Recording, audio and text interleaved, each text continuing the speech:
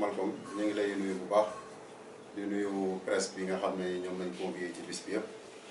donc di nuyu responsable yi nga xam ne ñoo jógee tey un peu partout ci biir commune bi ñëw pour assister point de presse bi wala conférence de presse bi ñu ko tuddee baax na donc lépp rek aju ci le développement de la commune de Tivaouane Peulh Niaga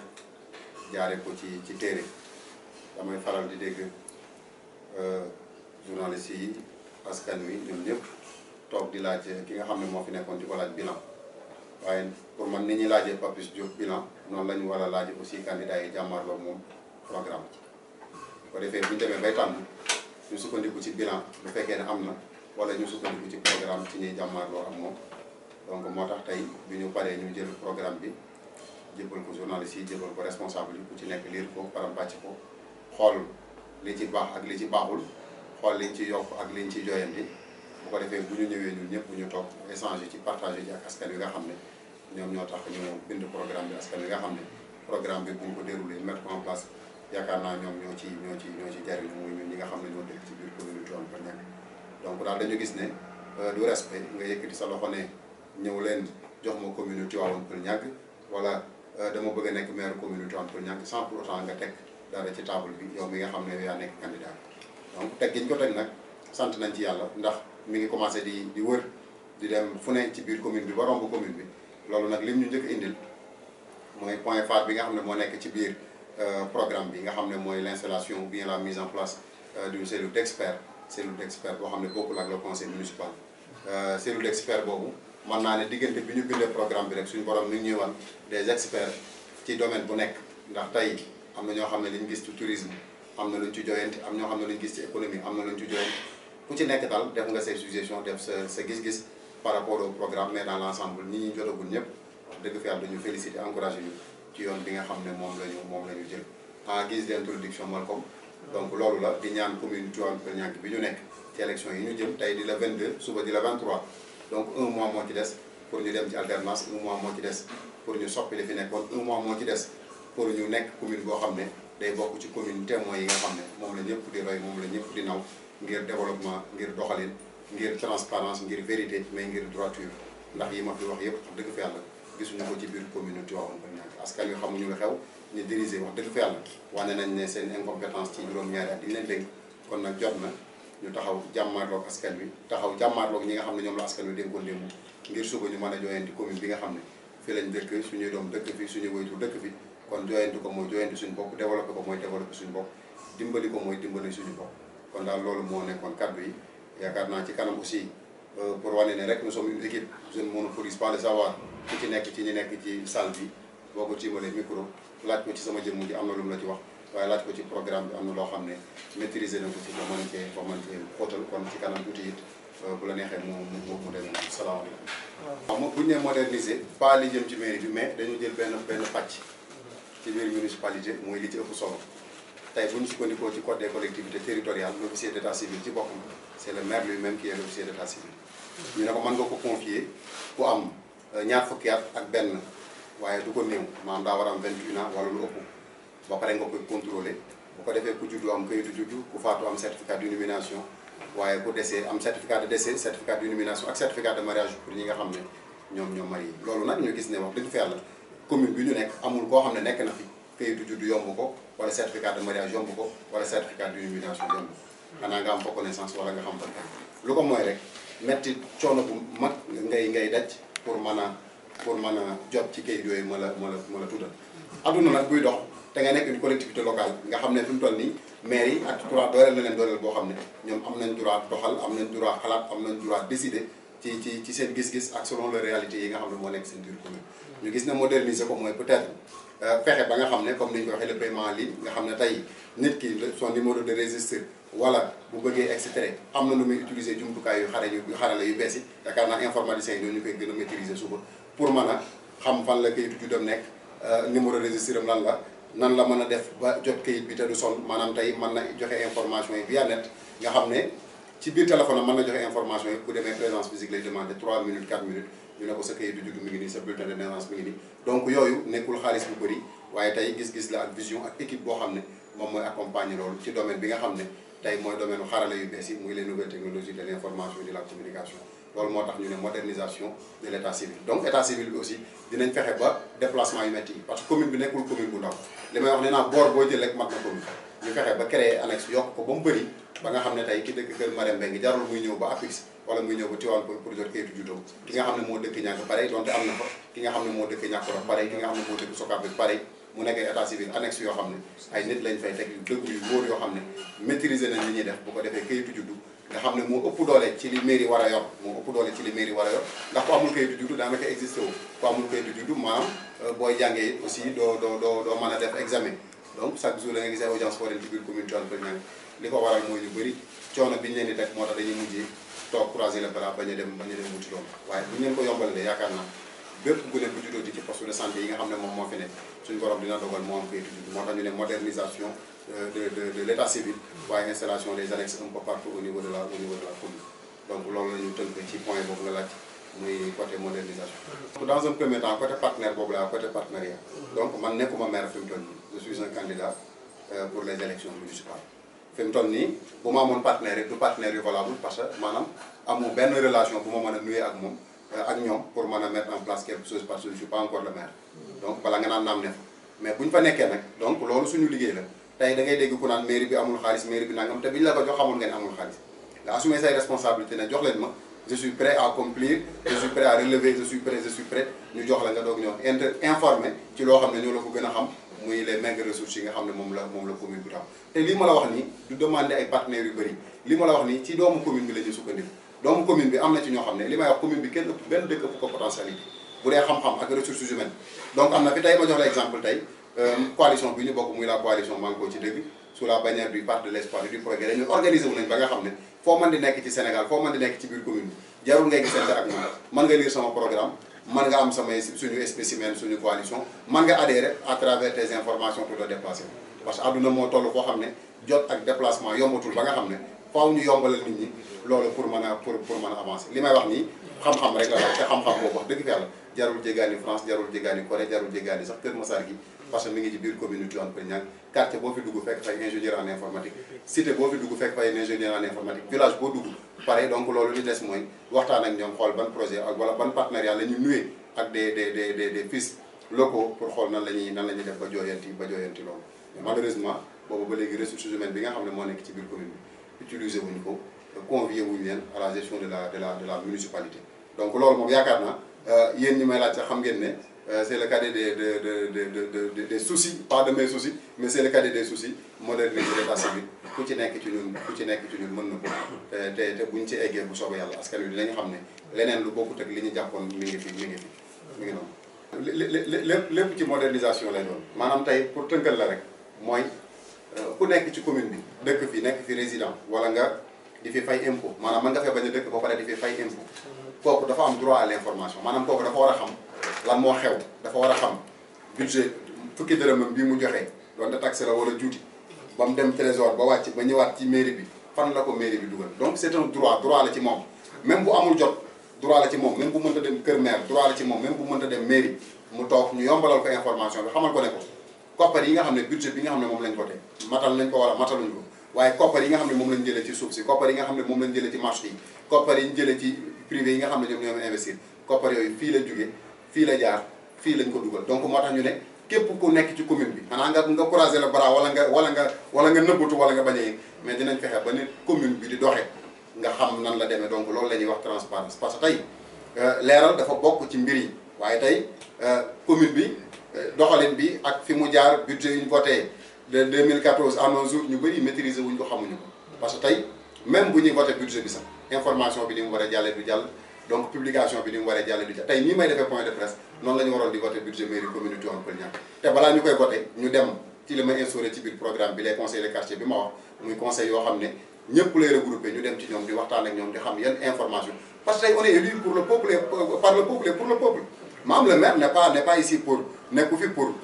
njabootam nekku fi pour maire bi daf fi nekk pour cité yi fi ne ak village yi fi ne ak quartier yi fi ne ñoom ñoo ko fal ñoom la fi nekkal donc am seen i information xam lan lañ bëgg ak lan lañ bañ xam lan mooy seen i priorité mu taxaw ci donc moom moo tax chaque jour rek ku ci nekk donte xale bu ndaw nga di nga mën a tey jël parole daan ne ñun suñu mairie jël nañ tant de millions def nañ ko ci nangam jël nañ tant de millions jox nañ ASC yi te nañ tant de millions donc information boobu mooy jàll tey bu fekkoon ne conseil municipal yi fayuñu à leur mission information bi dina jàll parce que tey ma koy wax responsable yi fi ne suba bu ñu suñu liste jàllee bañ ne man a gagné ñun ñëpp ñu nekk ay conseil municipal ku ci nekk da nga am devoir di informer sa askan ci ndax boo nekkee conseil municipal bu Tawfekh par exemple ni nga war a toogee di défendre Tawfekh noonu nga war a jëlee information biir Tawfekh di ko yóbbul le maire qui est l'élu de la commune waaye noonu nga war a jëlee information ci biir municipalité bi pas information yu concerne le bureau municipal mais information yoo xam ne ci doxalinu dëkk bi la nga dem di ko yóbbul sa askan di leen wax ne nii la yëfi demee ak ne la yëfi demee budget bi woote nañ ko ñun suñu dëkk suñu quartier suñu cité suñu village lii la ci am bu soobee yàlla 2014 wala 2015 wala 2022 wala 2023 mairie fas na yéene def lii ci suñu dëkk bu paree fii fële lay dem bu paree fii fële lay dem bu ko defee mu am une transparence ba xam ne kenn du ne yëguma ko woon wala xaw ma lu xew donc loolu moom moo tax ñu créé benn site web boo xam ne en dehors des yi ma fi wax mairie dafa war a dafa war a am ru di dund am ay activités yu muy def am ay organisation yu muy def yëpp di jaar ci foofu ñu yokk ci la rajo municipale ak la télé communautaire bi nga xam ne fas nañu ko yéene mettre en place loolu nag c'est lu compliqué ndax tey am na ay privé yu fi ne duñu municipalité fexe nañ ba instauré ay télé am na ñoo xam ne ñoom la jàkkaarloo nii am na ay privé yu fi ne fexe nañ ba instauré ay rajo donc ça kon nag loolu lu ñooñu man yaakaar naa mairie war na man bu ko raw ne serait-ce que population bi képp ku ci am naqar képp ku ci am bànneex képp ku ci bëgg a manifester sa colère wala sa leneen nga dem ci rajo boobu wala ci télé boobu manifester waaye képp ku bëgg a am information aussi nga dem ci béréb boobu donc ñu informer la wala nga passé wala nga toog sa kër di seetaan télé bi wala ngay déglu rajo bi di yëg ne maire dem na sangam ba mu fa demee lële la fa def lële la fa donc loolu lu am solo la ci kii bi moo tax ñu def suñu slogan vérité muy dëgg droiture muy jubal transparence muy leeral parce que pour ñun ñett yooyu bu amul rek leneen moo nekk ci ginnaaw mooy li ñu gis 100 millions 200 millions tasaare ci mbootaay 100 000 francs 200 000 francs yooyu wax dëgg fa yàlla képp koo xam ne développement moo la ñor sax boo ko gisee war ngaa tiit parce que loo xam ne boo ko gañee dox ci vérité droiture transparence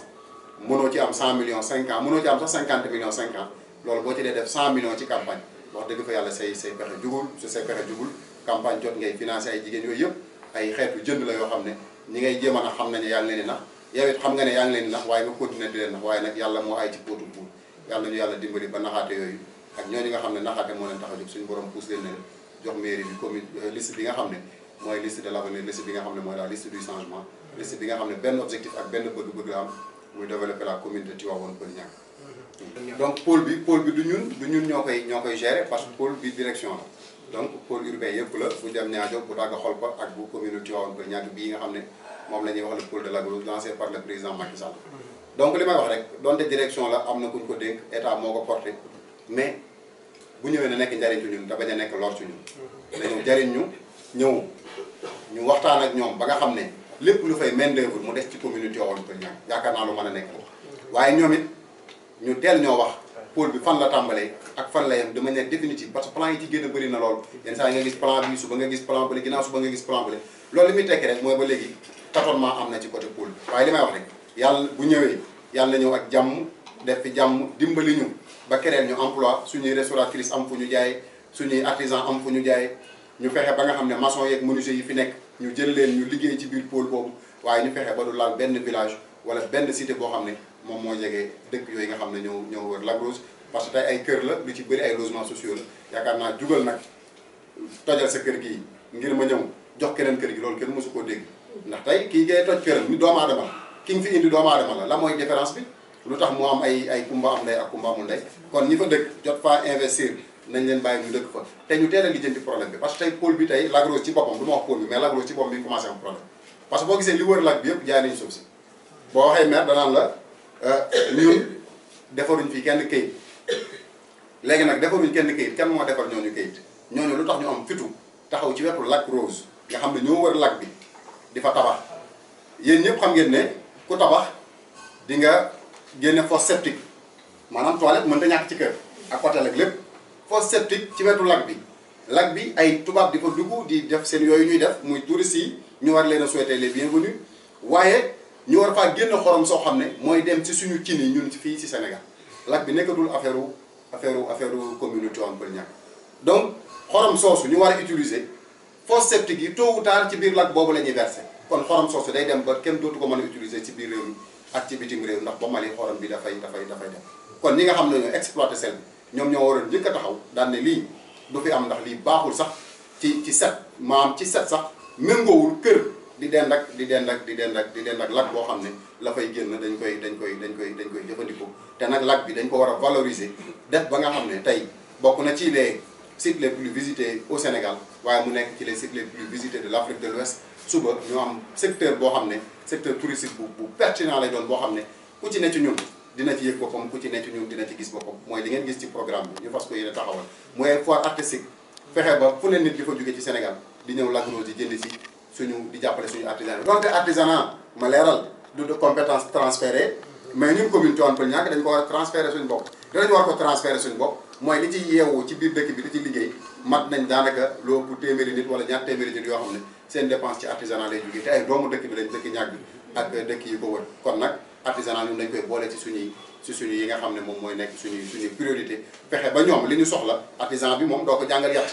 man nga ko jàngal man nga ko dimbali ci financement d'accord waaye la nga ko gën a mën a dimbali mooy fexe ba fi mu nekk di jaay ay nit di ko fa fekk fi mu nekk village artisanal la fi mu nekk lieu touristique la fi mu nekk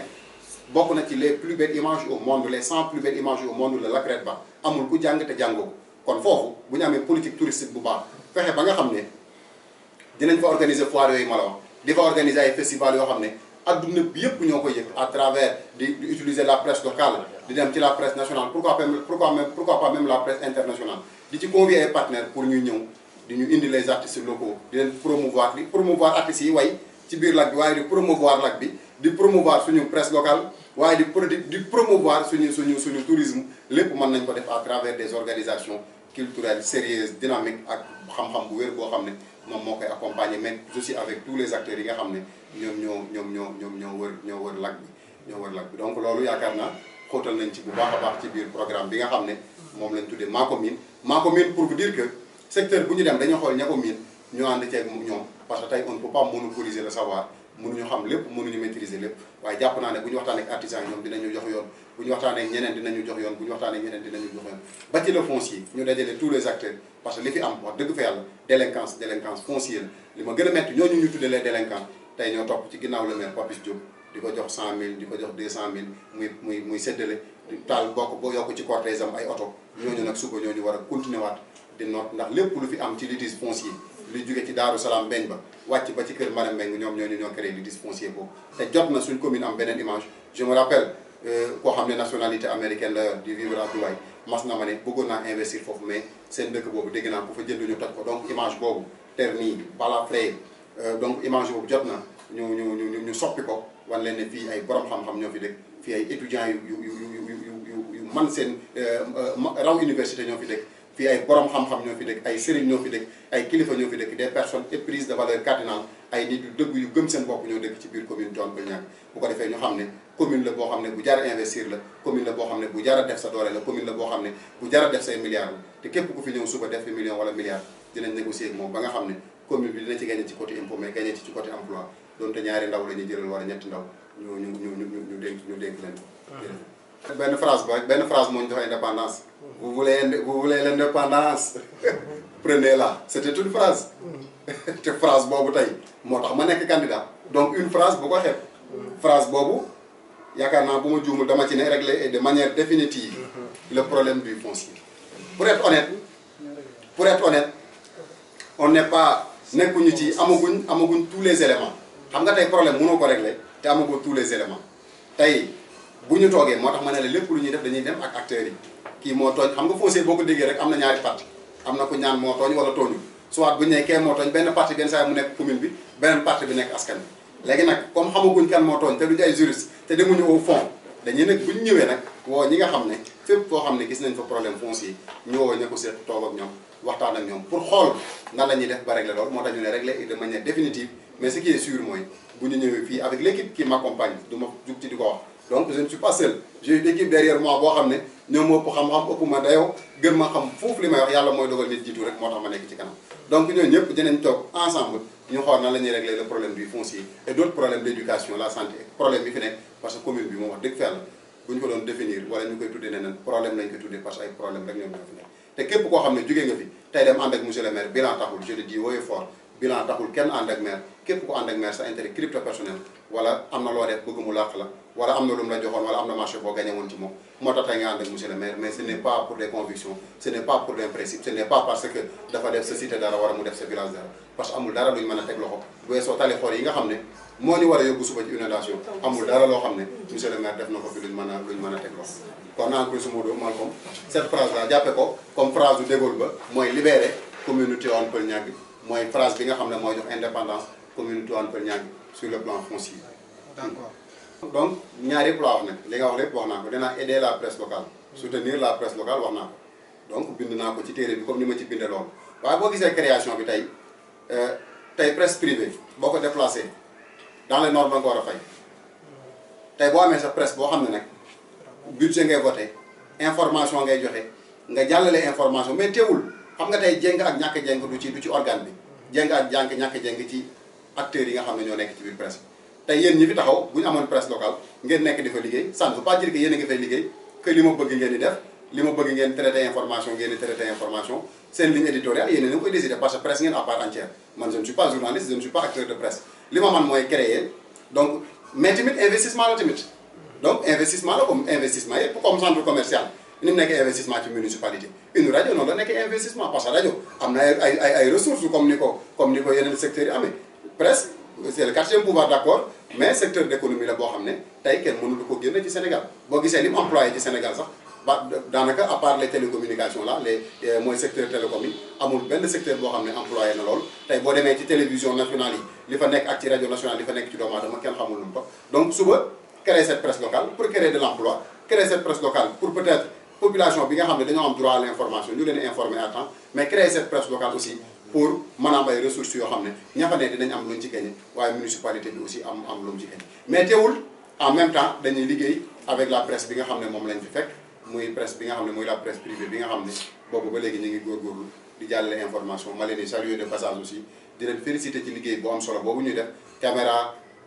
projecteur amul dara lu yomb ci matériel lu télévision teewul jënd nañ ko def seen doole ngir mettre en place une télévision donc ñuy ñaan yàlla télé yooyu nekk demee les plus grandes télé de ce continent les plus grandes télé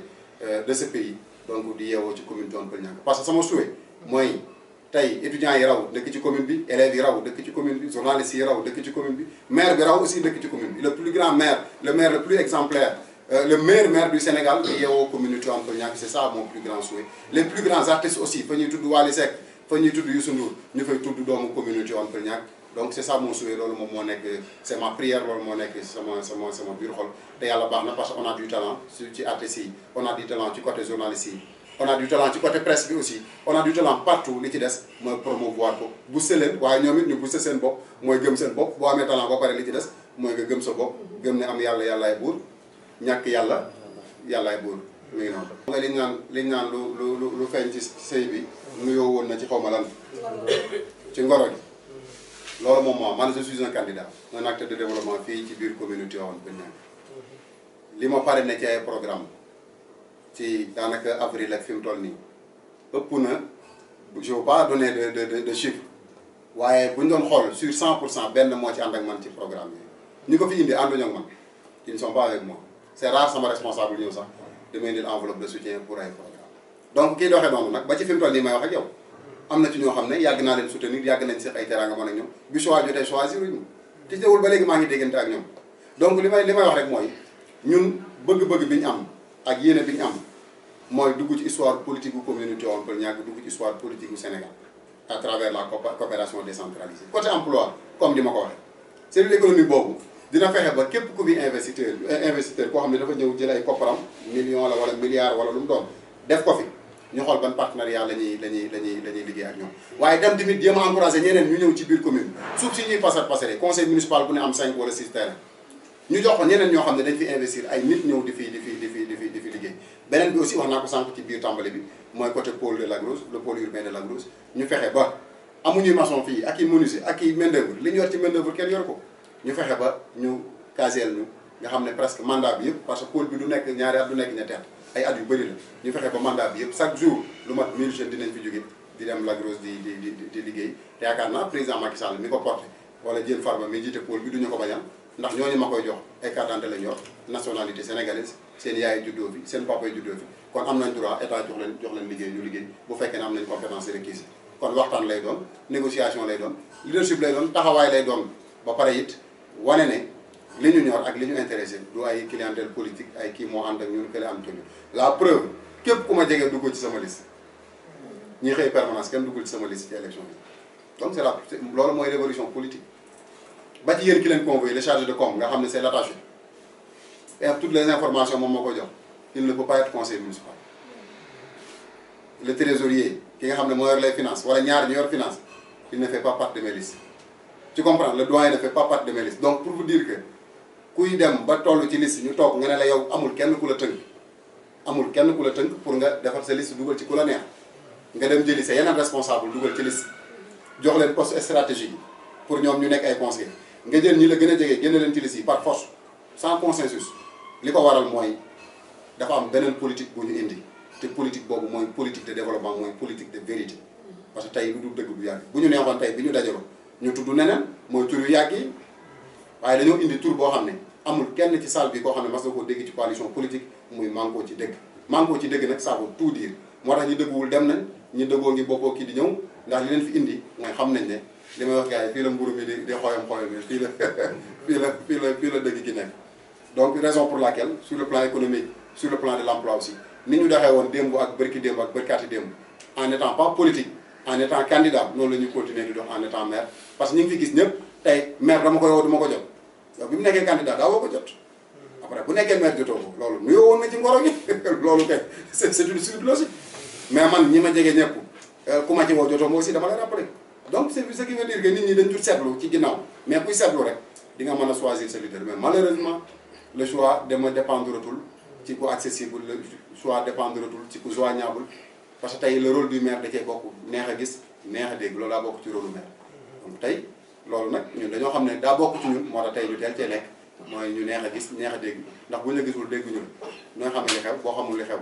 doo mën a saafara dara la preuve tey information yi ñu doon jox ce n'était pas les bonnes informations gis nga ko tey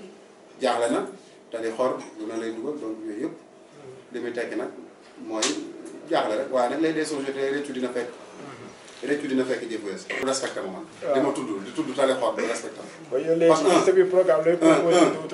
xor yi fa mu jugee sax wuru faa jugee ndax xor yi dañ ko soxla fa mu nekk protéger xor yi yàlla mi ko jëlee fa mu génne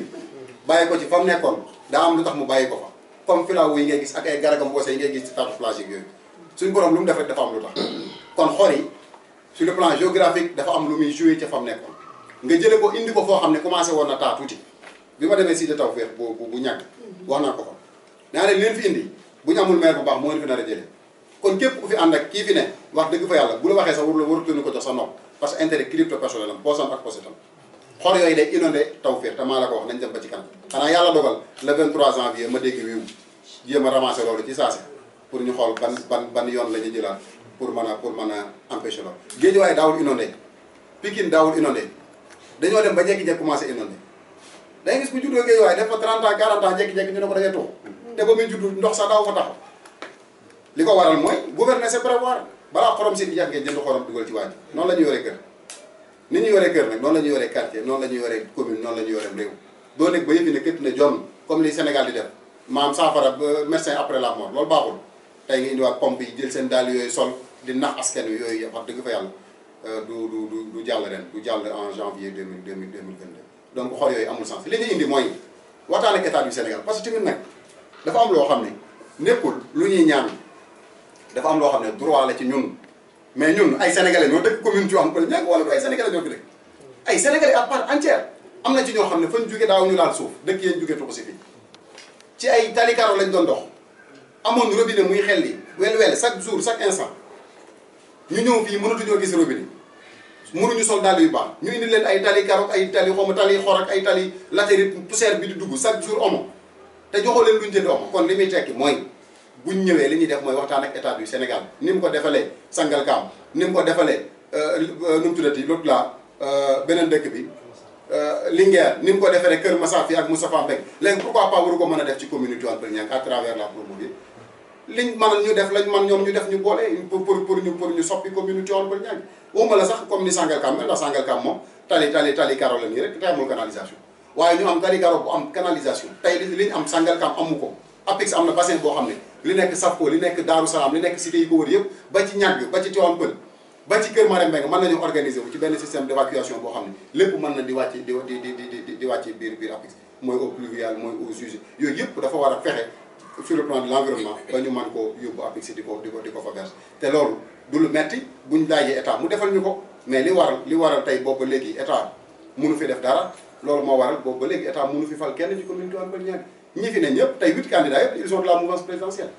8 candidats de la mouvance présidentielle je demande et je reste le chef de l'opposition communale c'est ça la réalité opposition communale bi man la maay chef de l'opposition communale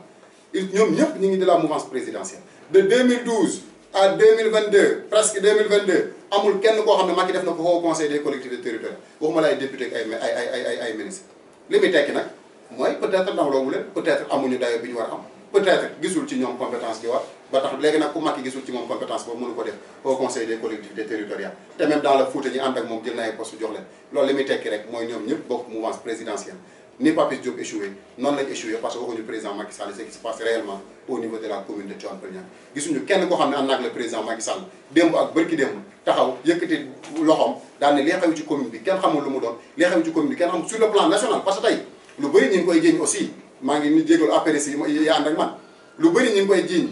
Papis Diop mais am na ci loo xam ne aussi c'est le président Macky Sall parce que moom ba léegi deful dara ci commune Tivaouane Peulh Niaga kon ñaari problème la ñaari problème yooyu yëpp nag ñun moom lañ boole ci biir commune Tivaouane Peulh Niaga muy le président n'a pas fait grand chose bu fekkee ne def na lycée bi mu ñu doon dig ba léegi gisuñu ko nee nañ problème mu suuf may wax président Macky Sall solennellement ne ko lycée moderne boobu nga ñu dig conseil des ministres décentralisé à Rufisque en 2016 lycée moderne boobu day wàññi problème mais réglé wul problème parce que Kër Marème Mbengue seen yoon nekkul ci lycée boobu Bonno ba seen yoon nekkul ci lycée président Macky Sall commune bi ñu ne ñu ngi ci 120 000 habitants on a quitté 46 000 pour se retrouver à 120 000 monsieur le président Macky Sall à part Dakar et Touba suñu commune mooy commune bi gën a màgg ci Sénégal monsieur le président Macky Sall Papis Diop bi mu nekk maire c'était avec 8 000 électeurs et ça on est à 25 000 électeurs au niveau de la commune de Tivaouane Peulh Niaga monsieur le président Macky Sall on a 46 bureaux de vote génne ko ci li la fal ba xam di nga am raw gàtt di nga am 50%. Si Tivaouane Peulh tu t'avais perdu Tivaouane Peulh Niaga tu ne pourras pas être président de la République du Sénégal donc tey fal nañ la 2012 defal la local ak Papis Diop 2014 defal la référendum 2016 defal la législative 2017 defal la présidentielle 2019 monsieur le président Macky Sall ba léegi amul benn xeer boo xam ne yëkkati nga ko teg ko ci biir commune Tivaouane Peulh Niaga monsieur le président bul xool ci ñi la fi nekkal ci seen incompétence bul xool ci ñi bokk APR te nawloo wële bul xool ci ñi bokk mouvance présidentielle te nawloo wële waaye xoolal ci nit ñi fi yeewoo di naan ci ndoxu robinet di naan ci ndoxu teen monsieur le président Macky Sall fii am na ci ñoo xam ne tey ba fi mu toll nii may wax ak yow suba amuñu lu ñu lekk amuñu lu ñu naan monsieur le président Macky Sall monsieur le président exploitation sociale war nga ñëw xoolaat ko yow ak sa ministère yi nga xam ne moom moo la wër pan juróom pan fukki dërëm la jigéen ñi di yàlla bu ñu wàccee waale téeméer wala wàcce waale ñaar téeméer pour dem defari seen i borom monsieur le président Macky Sall le DER bi nga lancé muy DER bi nga xam ne mooy projet bi amul kenn ci jigéenu commune Tivaouane Peulh Niaga koo xam ne bénéficié wu kenn la ñuy financé wu monsieur le président Macky Sall jot na nga gestu commune Tivaouane Peulh Niaga waxatuma Papis Diop ak l'équipe municipale qui l'entourait parce que ñun dépassé nañ foofu la commune a déjà choisi le changement la commune a déjà choisi l'opposition commune bi tànn na ne képp ku àndoon nag Papis Diop ak moom Papis Diop ak le conseil municipal wax dëgg fa yàlla doyal nañ waaye commune bi ci boppam nee na képp ku bokk ci mouvance présidentielle pas parce que dafa mere Macky Sall waaye képp ku bokk ci mouvance présidentielle parce que tey taxawoo woon plaidoyer taxawoo woon casse taxawoo woon wax ak le président Macky Sall mi nga xam ne nee nga yeeyaay moom nga àndal pour mu defar suñu commune pour mu soppi Tivaouane Peulh pour mu soppi ñàkk pour mu soppi ñàkk rek waaye pour mu soppi dëkk yi ko wër kon nag moo tax tey ñu waxee nii ñu waxee bu ko defee ñu xam ne li xew waxuñu ko élèves yaa ngi grève fii ci commune Tivaouane Peulh Niaga monsieur le président Macky Sall boo moytuwul la xew Bambey la xew université Cheikh Anta Diop monsieur le président dina xew ci commune Tivaouane Peulh Niaga ba fi mu toll nii may wax ak yow élèves yi ñu ngi lal ay basang di jël ay banc di dem ci école élémentaire yi di jàng lycée bi bërki dem moo njaay basang la ñu lal pour jàng monsieur le président Macky Sall monsieur le ministre Mamadou Talla yaa ngi dem fu ne di yóbbu ay table banc donte nawloo woo responsable APR yi fi ne dimbali askan dimbali xale yi fi ne ngir ñoom ay table banc ngir ñu mën a jàng ci jàng bu ñëw jàng bu normal ngir suba ñu mën a am ay résultats kon loolu moo nekkoon kàddu yi sur le plan de l'économie ñu ñambaas ci plaidoyer boo xam ne ñu ñambaas ci loo xam ne amaana ñëpp ko bëgg a wax ci commune bi waaye mënuñu ko wax liñ fas yéene nag mooy lépp lu commune bi bëgg a wax te mënu ko wax man mi am possibilité wax ko maa koy wax moo tax ngeen may gis fu ne may jël di wax li xew ci commune bi di wax banc yi ñuy jànge basan yi ñuy jàngi coono bi ñuy dund teen yi ñu naan HLM monsieur le président Macky Sall sur 55 quartiers seuls 15 ont accès à l'eau à Tivaouane Peulh monsieur le président Macky Sall Tivaouane Peulh 1968 ba léegi mi ngi tudd Tivaouane Peulh ba léegi am na ñoo xam ne dañuy root ay jigéen ñoo xam ne dañuy root di dem pour mën a sang may wax jigéen ñooñu di root yéen ñoonu yaa ngi root boobu ba léegi di root kala teg root nga continuer muy meeting nga fay def wóoratoo faa dem nag wax dëgg fa yàlla ndax buñu la dee xeexal yow dangaa war a xeexal sa bopp bu ko defee yàlla jàppale ñu ñun ñi boo ko xeex bi ñoo am ndam bu soobee yàlla suñu borom jërëjëf ne lycée moderne doonte dig la nag Macky Sall dañu ko dig amul dara lu ñu ci leer man nañu ko suufa ngi nii sax mu ne xaar leen ko ginnaaw suuf donc parce que gis nañ ko gisati ko waaye ñun dañoo weesu dem ba benn lycée ñun 120 000 habitants lañ ñun weesu nañ ay postes de santé ñun toll nañ ci centre de santé 15 000 habitants selon l'organisation mondiale de la santé bu ma nee OMS ñu ne ma non bul tudd tubaab bi OMS moo ñu takkaloo masque ñu takk masque OMS moo ne ñu ne corona am na ñu ne ku fi wax leneen ñu tëj la ci kaso laay Abdoulaye Mbaye Pekh kenn ñi ma wut a wax leneen waaw OMS moomu nag ne kenn ku fi wax leneen corona am na ba fi mu toll nii OMS moomu moo ne ñu 15 000 habitants dañoo war a am centre de santé kon nag bu ñu respecté OMS ci corona war nañoo respecté OMS ci recommandation yi nga xam ne moom la def pour am dëkk moom la def pour am réew on est 15 000 multiplié par 7 ba léegi amuñu loolu parenthèse la waaye ñu nit tey 15 000 habitants tey li fi yeewoo ci élèves li fi yeewoo ci ay bacheliers li fi yeewoo ci ay xale yu am BFEM benn lycée sax tuuti na ci ñun ba pare commune bi ni mu bindoo dëkk yi dañoo sorante jugee Tivaouane Peulh dem Kër Marème Mbengue voyage la jugee Kër Marème Mbengue dem Tivaouane Peulh voyage la comme voyage la nag ne serait-ce que ñaar bu ñuy jox nañu joxandoo ñaar léegi ñun nag problème mu suuf yooyu nga xam ne nee na fii maam yi ñoo ko doon bay fii nangam on ne maîtrise pas amuñu tous les détails waaye fas yéene bu ñu ñëwee bu dee problème mu suuf rek moom lycée bi dina taxaw bu soobee yàlla suñu borom parce que tey gis nañ fi ay mbedd yu ñu lotissé fii ci biir commune Tivaouane Peulh Niaga gis nañ fi ñoo xam ne dëkk nañ 10 ans wala 5 ans wala 3 ans ba léegi amuñu këyit boo xam ne mooy firndeel ne fii ñu dëkk ñoom ñoo ko moom fii ci commune bi la xew amuñu sax këyitu kër pour wane ne tey ñëpp échoué toutes les commissions yi nga xam ne ñoo nekkoon ci biir commune Tivaouane Peulh Niaga dañoo échoué te ki jiite commission yooyu muy le président de toutes les commissions moo nekk l'édile moo nekk le maire moom moo nekk le premier bi nga xam ne moo njëkk échoué te avoué na ko donte bi mu ko avoué na koo jiñaate waaye nag ñam ko jiñ ñun faluñu ñooñu ñun moom lañ faloon kon bu échec di am moom la ñuy waxal waaye ñam ko jiñooñu am nañ ci part de responsabilité tout le conseil municipal bi nga xam ne nee nañ maire mënuñu ko jot mënuñu ko dégg mënoo ko jot mënoo ko dégg foo jëlee terrain bi nga yor ku ci ne am na terrain ñoom ñëpp je le dis révélation la tous les conseils municipaux may na leen terrain commune bi amul xaalis ngay maye terrain commune bi amul centre de santé ngay maye terrain commune bi naan ci teen ngay maye terrain commune bi amul espace ngay maye terrain commune bi amul lycée ngay maye terrain commune bi amul nu mu tuddati espace culturel ngay maye terrain commune bi amul maison de la femme ngay maye terrain commune bi amul ay foyer de jeunes yu baax ngay maye terrain foo ko teg ku la mayaloo suñu jiit lu tax nga ne marché yi duñ fay marché yi da nga ne duñ fay li tax nga ne duñ fay mooy la nga war a defal marché yi defal loolu leen ko marché buy fay juuti mooy marché boo xam ne toilette yi dañ koy nettoyer mairie bi moo koy nettoyer di raxas marché bi di ko organiser waaye marché yi ma gis ñama nga fay dugg naan da ngay laaj bi da ñama nga fay dugg naan da ngay laaj bi yooyu ñoo xam ne nii tegaloo leen sax table bu baax ñaan da nga leen di laaj ay taxes donc ce qui veut dire que wax dëgg fa yàlla li ñu manqué woon mooy volonté politique te li taxoon mu doxee noonu mooy jàppoon na ne promoteur yi mu laax ñu jaay suufu jàmbur mu laax leen wala ña mu jox marché bu jàppandi waatee ci ñoom dina gañewaat commune bi waaye nag wax dëgg fa yàlla mooy li président Ousmane Sonko di wax nee na population bi dañoo romb politiciens yi loolu moom c'est une réalité ndax tey ku jàpp ne promoteur yooyu nga xam ne seen koñ sax bu ñëwoon nit ñi duñu leen fay ndax jéppi leen ñooñu nga xam ne ñoom nga jàpp ne ñoom ñoo lay fay kon dinañ dem ba ci kanam li ci kanam raw liy bët li ci kanam raw liy bët li ci kanam mooy les électeurs demuñu meeting demuñu fenn ñu ngi seen kër yi toog di déglu programme may wax askan wi rek ne leen à 1 mois des élections ni ma def maa ngi woo ni may laajee Papis Diop bilan donte amu ko noonu laay waxee candidat yi nañ génn wax ni programme bu ñu amul programme bu ñu sonal nañ dem toog yi ñu fal El Hadj Cissé mu nekk maire commune Tivaouane Peulh Niaga je vous autorise d'applaudir bu leen neexee ce n'est pas du respect à 1 mois des élections ba léegi ngay xas Papis Diop rek man ak moom ñoo àndoon bi ñu ànd loolu suñu yoon suñu yoon yéen a ànd seen xuloo suñu yoon nekku ci man je n'ai pas de problème personnel avec Papis man personnellement waaye tey booy laaj maire bilan aussi yow en tant que candidat aussi da nga war a indi programme donc ba léegi gisuñu programme te ku amul programme ku xamul fooy yóbbu livre bii fii ak weer kooku ëpp naa jox livre bi weer a ci def kooku ça veut dire que kooku il n'est pas encore prêt pour être maire ndax wax dëgg yàlla mairie du caaxaan avec l'acte 3 de la décentralisation li tegu ci ndoddam dafa bëri li tegu ci boppam dafa bëri ba nga xam ne faut moom tous les bagages intellectuels nécessaires pour pouvoir diriger la commune pour mën a yóbbu commune bi ci coopération décentralisée maanaam ànd ak ay artisans ànd ak presse am wër àdduna ñuy négocier ay contrats ñuy négocier ay partenariats pour yeneen yi nga xam ne état nee na mënuñu koo jox ci daar ñu mën ko defal suñu bopp. waaye xool jël investissement bi maanaam koppar yi ñu xool nañ koy defee maanaam jéem a forcer wala jéem a renforcer dépenses yi ci investissement maanaam loo xam ne day jur waaw maye terrain waaw may naa la terrain te ba pare li ma gën a metti tey maa ngi koy dégg loolu c'est une erreur loolu dans un pays normal bu ko maire jógee wax ko dañ koy destituer indi délégation spéciale maa leen ko may sama poste la loolu kenn du ko wax mairie kenn du ko may maa ngi fàttali ko bàyyi li bi mu nekkee imam ci benn théâtre defar tiwil yi bu ñu ko dañ lay fool imam rek mu ne day teggi saay tiwil damay bañ suba ñu fooli Pape Diop mu ne samay taleeg li ma leen mayoon yëpp nangu leen loolu kenn du ko def tey même en tant que maire bu keneen ñëwoon may 1 milliard conseil municipal yi ko war a daje ne am na benn doomu dëkk bi bu tudd Momar Soxna Diop génn na ci mairie bu boobaa nee na daa yor 1 milliard yu bëgg a may commune Tivaouane Peulh Niaga léegi conseil bi dajaloo daal ne lu tax mu ñuy may 1 milliard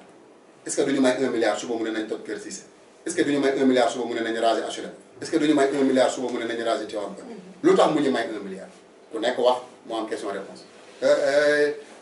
may dem ba yomb na waaye may municipalité yombul de kon nit ñu maye waruñoo maye noonu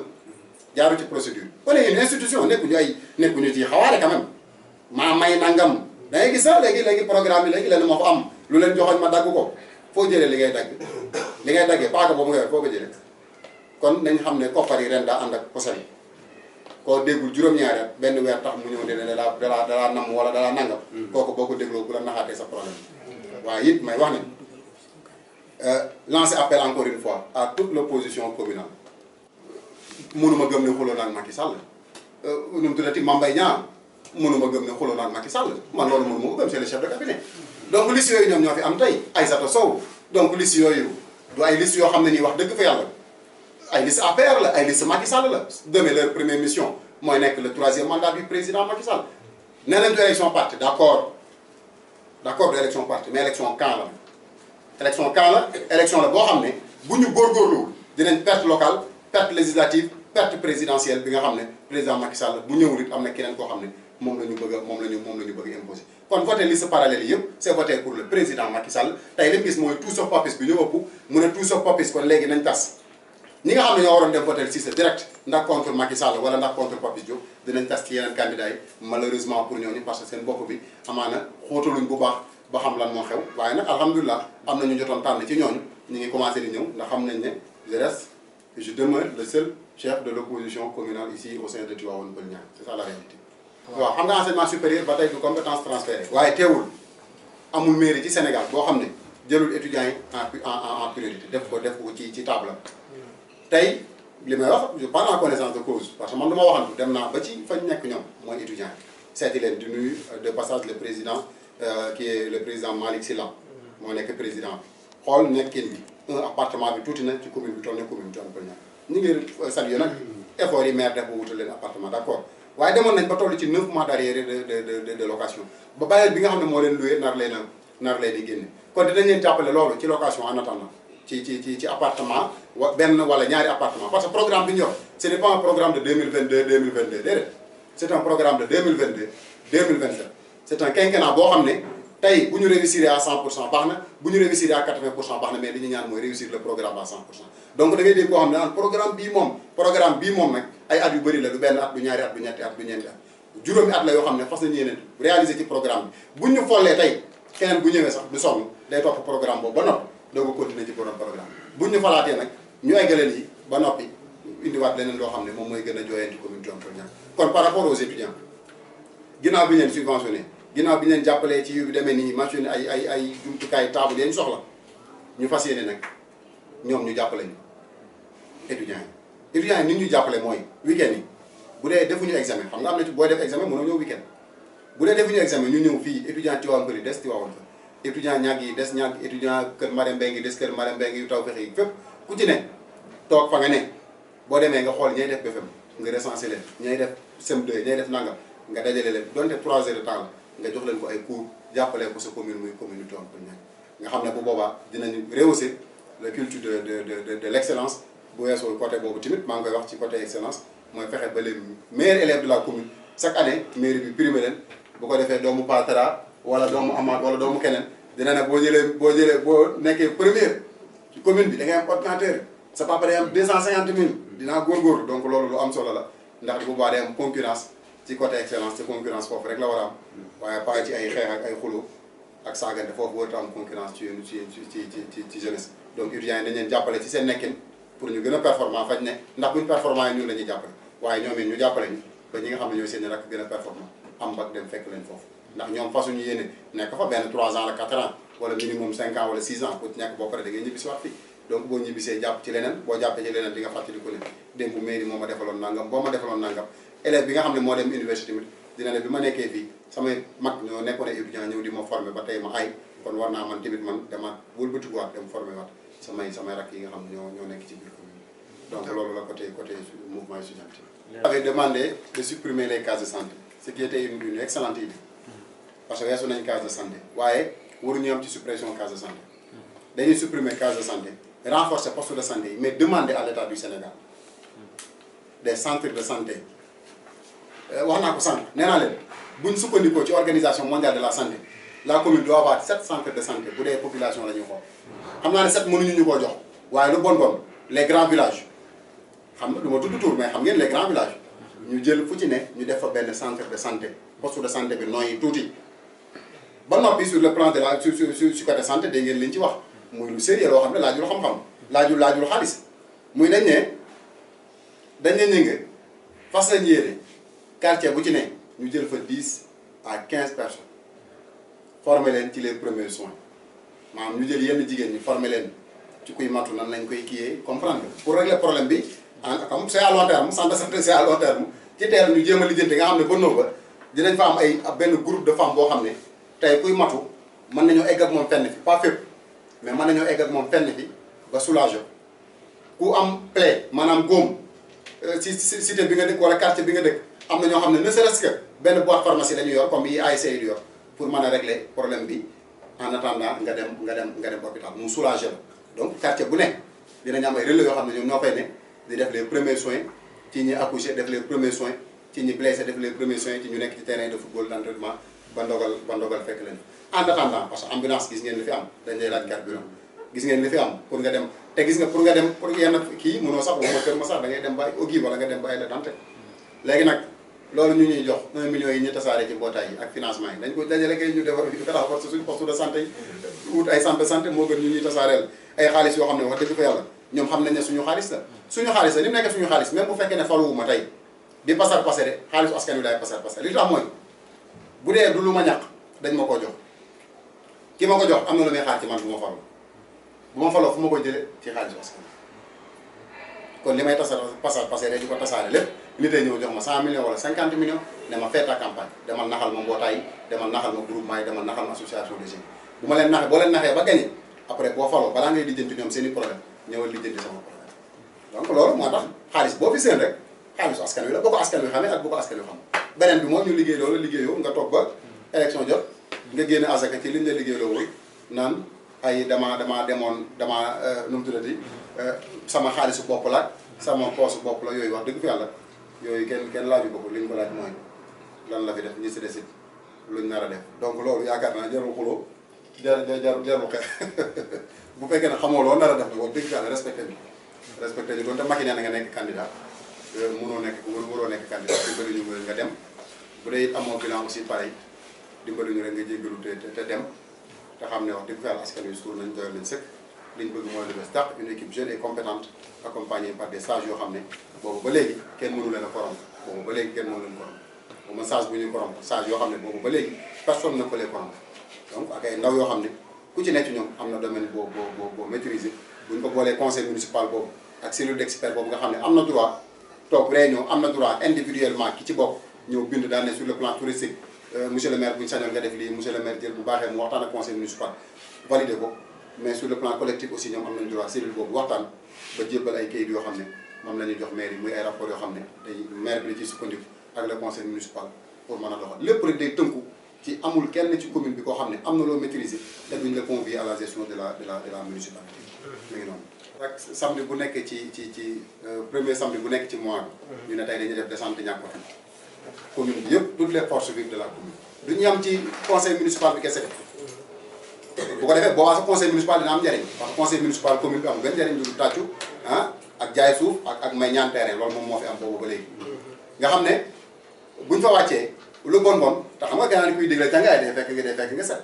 tey balaa nga naan askan wi raxas leen wala bale leen yow mi jiitu yaa war a jiitu ci bale boobu ak ci raxas boobu. kon moo tax le maire ci boppam mais tey ak calendrier municipalité ak calendrier maire mën na chargé ba nga xam ne mais mairie organisation la. tey ça ne veut pas dire que le maire daa war a nekk fépp man tey mouvance bi ma jiite nga xam ne maay nekk le candidat du ma dem fépp yenn saa yi ñu ne Ndeye Diagne moo ma représenté bërëb sangam Moustapha Diop moo ma représenté bërëb sangam Ñing moo ma représenté donc nen nga gisee noonu tamit le maire yi di doxee mënu ma nekk fépp waaye tey heure bu ma sama jot mayee sama calendrier chargé wul en tant que maire damay dem ci loolu ndax day bokk ci programme yi nga xam ne moom la ñu fas yéene mettre en place muy setal chaque samedi ñu jël benn dëkk dem nettoyé ko ba nga xam ne bu ñu fa jógee waa dëkk ba dinañ xam ne comme maire jógee fële ñëw ba fii di ñu nettoyé ñun waruñu jógee waruñoo gën a bëri comme les équipe yi nga xam ne ñooy defar maanaam dama bëgg comme ni ma ko waxee le projet rose vert rose pour ne pas citer pour bañ a tudd benn dëkk ma jël Lac Rose rose vert mooy dëkk boo xam ne day verte ci gàncax day verte ci reboisement ñi nga xam ni lii période gis nañ programme bi loolu nag wax dëgg fa yàlla jëmbat garab wut ñu ko toppatoo loolu ku ne mënta nekk mooy yow da nga naan dara mënta nekk am na ñoo xam ne ñu mënta nekk am na ñoo xam ne autoroute à péage Abdoulaye Wade bi sax dañ ne woon mënta nekk waaye gis nga bi mu ko réalisé la preuve mooy tey bu ñu amuloon autoroute fu ñu jëm ndax ñi ngi am autoroute teewul embouteillage baa ngi gën a dense donc pour vous dire que le projet rose vert TP Niaga Light mooy Tivaouane Peulh Niaga light comme nii ngeen may nite nii mooy leeral kon nga xam ne dañuy am dëkk bu leer ba pare verte nga xam ne dëkk bu rafet la ñuy am boo xam ne bépp investisseur dina ñeme ñëw dugg fii def fi alalam dina ñeme ñëw dugg ba pare jeunes yi aussi am beneen épanouissement am beneen nekkin bu bokkul ak nekk bi ñu nekk nga xam ne tey maa ngi jël exemple lu cité Darou Salam bii ñu dendal bi ñu ba toll ci bindu ci liste électorale yi ci jàkka ji lañ dem amuñu benn salle bu ñu bindu malheureusement xeex am fa ñuy saagante ci biir jàkka ji yow dëkk boobu nga dëkk fa di ànd ak maire xam am na ñoo xam ne kon day am seen intérêt crypto personnel yow dëkk bi nga dëkk amul terrain fugal benn ñaar amul benn salle bu ñu naan état wala mairie moo ko fa def ci dëkk bi li fa am lépp ay kër la yoo xam ne seen i borom kër ñoo ko taw kon li manqué ci dëkk bi mooy carte de vie li ko manqué mooy infrastructure li ko manqué dëgg nag mooy volonté politique ay nit yoo xam ne am nañ dëggu bi am nañ engagement bi pare nañ pour développer la commune donc tey loolu lañ bëgg a indi ci côté boobu nga wax jaarale ko ci rouge vert jaarale ko ci TP Niaga Light jaarale ko ci ay nettoyage waaye indi tamit ay points focaux yoo xam ne tey dañ naan cité Tawfekh képp ku fa am mbalit bul xaarati oto mbalit bi bul xaarati oto mbalit muy ñëw parce que man mbalit mën naa dem ba commencé changer odeur di soppi kër ñu ne HLM bu fa am mbalit bul xaarati oto bi dinañ créé ñun foo xam ne képp ku am mbalit fa ngay dem yóbbu oto bi bu ñëwee du pire di tukoor ne comme ni muy tànqale nit ñi nii ci dëkk yi dootu amati fële lay dem jël mbalit ma fa ne dugal ci oto génn dem yoon muy ay points yoo xam ne dañ koy teg pour askan wi loolu lu ànd dépense bi dem loolu amul dépense loolu amul dépense loolu duñ ko far rek loolu nii rek en tant candidat war nañ ko mën en collaboration avec l'UCC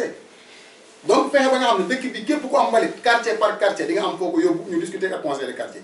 léegi mbalit dina génn kër yi le jour au jour bu mu fa fanaan bu génnee na dem ci fi nga xam ne mooy point bi oto bi dina ñëw jël ko te du leen yëg ne jël na ko yéen du leen yëg ne seen mbalit dem na kenn tànqal kenn te yoon dina am te dëkk bi dina set donc ñu soutenir tamit association de femmes yi nga xam ne jël nañ initiative ñun jëloon nañ ko en tant que candidat mais képp kuy suñ cellule na dem ci école yi nga xam ne ñoo ko jege man mii sax koo fii maa demoon di ko nettoyé muy ubbi tey jàng tey ñun ñoo nettoyé école yu bëri ci biir commune bi pour dem nettoyé ko ba mu set nga xam ne élève bi bu ñëwee kayee nga koy jox mu toog jàng waaye tey ubbi tey jàng tey mën taan ak école bu salte ak école bi bu set ñun ñoo nettoyé salle de classe yëpp ba ci cité Tawfekh ngir nit ñi mën a ñëw toog ci banc yi jàng sans problème donc yooyu tamit ay œuvre la yoo xam ne dañ koy continuer ak la commune avec commission yi nga xam ne ñoo koy composé muy environnement muy santé muy éducation muy bépp secteur boo jël rek muy domaine muy planification bépp compétence transfert ak yi nga xam ne du ay compétence transféré waaye faaw ñu dox mi ngi noonu. programme par rapport. waaw non sport yaakaar naa comme ba moom liir na donc gis na ci ay pàcc yu bëri gis na ci ay pàcc yu bëri boo xoolee nii sa droite di nga fi gis ay coupe yoo xam ne man maa ko gagné en tant que président d'ASC kon xam naa ci lu bëri donc sport nag yamul ci football donc ñun indi nañ programme ba indi avec des partenaires nu mu tuddati benn salle boo xam ne dañ koy mettre en place pour ne serait-ce que ñi nga xam ne ñooy pratiquer sport en salle sport en salle moom bëri na tey quand mooy arts martiaux yeeg yooyu nga xam ne ci biir salle lañ ko defee kenn du ko defee ci mbedd kon loolu complexe sportif lay doon boo xam ne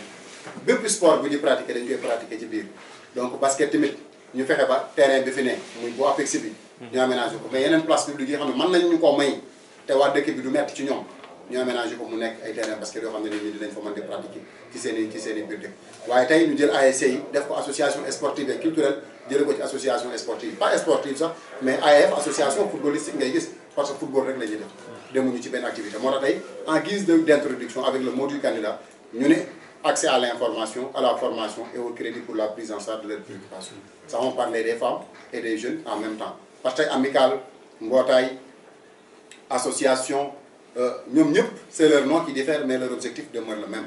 à travers l'accès à la formation, à l'information utile et au crédit pour la prise en charge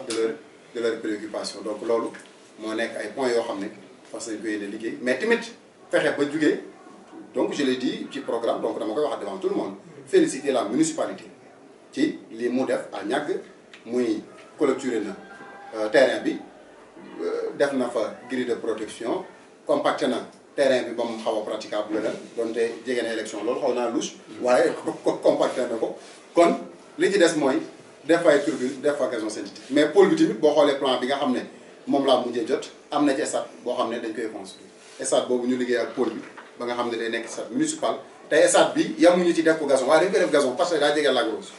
jege Lac Rose mën naa nekk utukaayu dërëm bu baax a baax a baax ndax mën na di ko loué ñi ngi koy loué am nañ buñ fanaan hôtel yaa ngi fa mën nañ fanaan ci hôtel bi ñëw def seen équipe ñëw dem maanaam li des du lenn lu dul tur man comme lu dul li des du lenn lu dul jël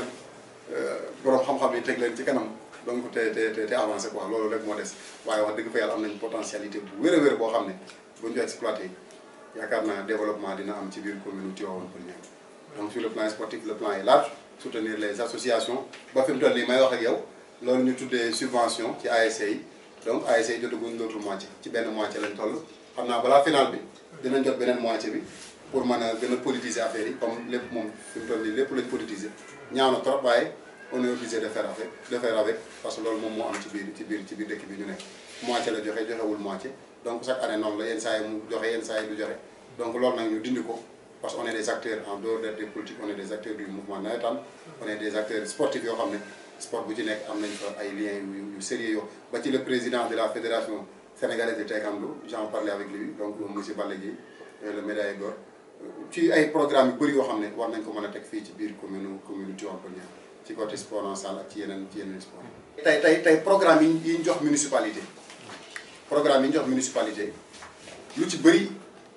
maanaam compétence yi ñu jox municipalité lu ci bëri da ci am ay points yu bëri day laal jeunesse nag bu ma ko waxee dañ naan am naa ci maîtrise parce que tamit duma pas yàlla naa nekk pas waaye nekkaguma ko donc ay xale lañ yu pratiqué yi ñëpp di wax yaakaar naa ñi war a dem Sorano jot naa waxtaan ak ñoom ñi war a dem Grand Théâtre aussi dem naa ba fi ñuy liggéeyee seen studio dem visité ko donte manager bi ci boppam àndul ak man sur le plan politique mais dem naa ba ci studio bi visité xool liggéey bi jéem naa ba sax defaraat jéem naa ba def benn acapella moom mais jàllul ndax dama fàtte donc pour vous dire que liñ mënal artistes yi mooy ñi nekk ci yoon di dem ak ñi nga xam ne ñu ngi doog a tàmbali mooy ñiy doog a tàmbali da nga leen di mettre à mairie bi day fexe ba am partenaire bu koy wutal wala moom ci budget wala ci dooleem wala ci gis-gisam mu fexe ba mettre à leur disposition une sonorisation boo xam ne ci commission culturelle mairie bi moom sonorisation pour rappeur pour artiste pour képp koo xam ne dangaa bëgg organiser comme ni mu mettre à la disposition ñu yor commission environnement ay pelle ay râteau ay brouette mu nekk ci biir mairie bi ku bëgg a set sa dëkk nga ñëw def sa demande rek ne damaa bëgg a set sa ñu jël râteau ak pelle yëpp jox la waaye képp kuy artiste bëgg a def concert parce que artiste bu ndaw ci koñam la war di teg concert warul dem ci ay salle teg concert ñu ne ko télé kii bi de mi ngi nii sonorisation bi mi ngi nii am nañ benn télé tamit local am nañ benn rajo locale dañ koy mettre à ta disposition sonorisation bi mi ngi nii estrade tamit mi ngi nii kon nag nit boo ko joxee rajo bu ngi génnee ay waxam jox ko télé bu koy wane jox ko estrade bu mu taxaw jox ko sonorisation bu koy sonoriser yaakaar naa jàppale nga ko la ca des mooy lépp lu ñu organiser pour promouvoir le lac te day nekk en collaboration ak ñoom festival yi ngay dégg am na benn festival ci programme bi boo ko liiree lu ñu tuddee TP Niankou Tour muy Tivaouane Peulh Niankou Tour festival boo xam ne chaque année dañ naan fii la ñuy nekk après déwén fële après déwén fële après déwén fële ndax day tour bi parce que day wër ci biir commune bi quartier yëpp ñoom ñoo koy réceptionné ak seen i association de jeunes bu ñu ñëw tous les artistes communaux dañ fay nekk bu ko defee ñoom ñëpp ñu mën a ku am talent di nga dem ku amul talent nag wax dëgg fa yàlla kenn mënu laa jàppale waaye ku ci am talent moom dinañ la booster dinañ la promouvoir wane la artiste ku ko wane la soxla dinañ fexe ba wane leen àdduna bi yëpp gis leen ci télé national ak ci télé locale yi donc tey nii mu demee sax moo gën parce que li fi waroon daje ci presse yëpp yaakaar naa xajuloon ci permanence et on y pense mais yàlla moom ni mu def rek moom moo gën boobu mooy bi njëkk beneen bi tamit yaakaar naa posé wu leen ko waaye war ngeen def constat bi lu tax woowuñu fi yéen télé national lu tax may am ci télé yi nekk ci biir dëkk bi donc loolu it du lu ndaw da ngeen ko war a encouragé xam naa lu ma leen fi indee mën naa leen fi indi waaye indi yu ma leen fi ndax li tax yaakaar naa xam ngeen ko mooy li may wax concerné wu leen c'est un plan de développement local c'est pour la commune de Tivaouane Peulh Niaga pas pour le Sénégal donc c'est pour la commune de Tivaouane Peulh Niaga tey ñi nga gis ne ñooy sawar maa ngi gis seen benn confrère di ci def chronique ñii sawar di indi ñenn mooy ñiy wut buzz ak ñi bëgg président Macky Sall gis leen ñoom ñooy woo yeneen télé nationale yi naa nga man nag Macky Sall gis maak bañ maa gis laay ma keneen gis maak bañ maa gis laay ma man wutuma buzz fii ñu egsi compétence ak liggéey ak rigueur moom moo ñu fi indi mais kenn boosté wuñu benn parti nekkul suñu ginnaaw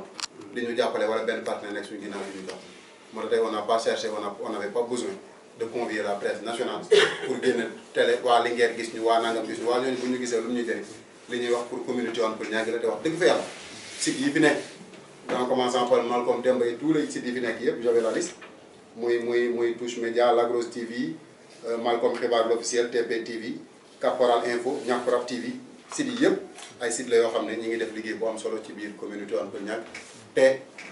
lu bëri tey lu ëmpoon askan wi wax dëgg fa yàlla nit ñi xam nañu tey bu wax yàlla rek xam ne lépp lu xew ci lycée bi ku ko yëg ci Caporal mi nga ko yëgee ak ci Malcolm Xibaar l'officiel ba ci man mi toog ñoo may informé sur le plan social aussi lépp lu am ci commune bi dinañ la informé boo mënee nga def boo mënul ñu xam ne tey joxe nga ngànt waaye tey ñu ngi def liggéey bu am solo ci biir commune Tivaouane Peulh Niaga donc je n'ai pas ak ñi ñëwul aussi je n'ai pas cherché ailleurs pour def sama déclaration par rapport au programme bi nga xam ne ñu ngi ko tuddee maa ko miin année spécimen bi bëri waaw année spécimen bi ñu ngi ko tuddee maa ko miin donc pour dire que lii moo nekk li ñu fi dajale woon tey par rapport ak spécimen bi donc il me demande d'apporter des clarifications pourquoi ñu tudd man ko ci dëgg ba pare spécimen bi ñu gis ci la flamme de l'espoir muy flambeau bi donc ak étoile yi la flamme de l'espoir ak partie de l'espoir et du progrès donc bu ñu demoon ak indépendant à 80% moo nañu rejeté comme ni ñu defee si Bougane Gueye Dany donc on a préféré demander le récépissé du parti de l'espoir et du progrès mu nekk le PEP donc pour jël seen parti dem ci seen bannière donc loolu moom moo indi parti bi mais on n'est pas membre de ce parti on n'est pas membre de PEP et puis le PEP aussi n'existe que de nom pour l'instant parce que nekkatul ci activité politique c'est le 34e parti reconnu au Sénégal donc bëgguñu woon wuti bu siiw donte yu siiw wuy si nañu waaye bëgguñu woon wuti bu siiw dañoo bëggoon wuti boo xam ne c'est reconnu par le ministère de l'Intérieur ñu mën ci jaare ànd ak ñoom dem caisse de dépôt et de consignation def li ñu war a def dem préfecture déposer suñu mandataire donc revenir pour confectionner notre liste alhamdulilah rabbil alamin liste bi jàll na li des mooy le 23 janvier ñu bàcc gars yi bàcc yu métti jël commune Tivaouane Peulh Niaga mu soobee. incha allah nañu dem jëli carte électeur yi. li am ci commune Tivaouane Peulh Niaga catastrophe la catastrophe kenn mësul gis lu am j'attendais la question. donc li fi am catastrophe la catastrophe bi mooy dañu ne date sangam ba date sangam ci lañ war a jot carte électeur buñ sukkandikoo ci nga xam ne mooy direction générale des élections au Sénégal. ñun date bi ñu waxoon ne ci lañ war a jot carte électeur ñun waa commune Tivaouane Peulh Niaga man comme ça m'intéresse tellement li may wax nii. donc te li ma fi wax yëpp am na solo mais bii bokk naa yaakaar naa bokk na ci lépp solo parce que tey li ñuy exiger mooy élection boo xam ne day jaar ci yoon élection processus la jaar ci yoon boobu nag tàmbaleegul li tax ma ne tàmbaleegul mooy nit ñi mënuñu yeewu fajar nga teg leen ni coono ñu jaayante xeex ba bindu seen i carte génn ñu bëggoo soxla ngaa leen ay carte 2017 fi nekk ay carte 2019 ñu bind woon nangam nañu indi carte yi gis nga loolu ñu def noonu dans un état normal même je pèse mes mots le ministre de l'intérieur devait démissionner defar ay carte mu jaar daaf jaar ci gouverneur jaar intérieur jaar gouvernance jaar préfecture jaar sous-préfecture ñoom ñëpp gisuñu ne la commune de Tivaouane Peulh Niaga ne fait plus partie de l'arrondissement de Bambilor mais plutôt de l'arrondissement de Sangalkam erreur boobu ñu koy def dans un état normal alors que l'arrondissement de Sangalkam ki nga xam ne mooy le maire de la commune de Sangalkam c'est le ministre des collectivités territoriales c'est lui-même qui a effectué le découpage moom mi découpé commune bi mu découpé moom fa la suñu sous-préfecture nekk sous-préfecture boobu gisul erreur bi nga xam ne moom moo am ci biir carte yi ba ñëw ba ci commission bi ñu ne non dañoo juum ci nangam ñu delluwaat ko c'est louche ñuy lancer un appel à l'État du Sénégal di lancer un appel à l'opinion nationale et internationale que fii ñu nekk nii au niveau de la commune de Tivaouane Peulh Niaga amul kenn koo xam ne bindu woon nga ci élection révision électorale yi yu passé ba jot ci sa carte kenn jotagul kartam ñi jotoon jot premier jour bi dañ leen wax nañ ko indiwaat parce que dafa am erreur yooyu nag wax dëgg fa yàlla bu bëggee tàmbalee nii bëgg a continuer nii élection sa jaratul muy am ndar sa jaratul muy am mooy sàcc nañ ko ba pare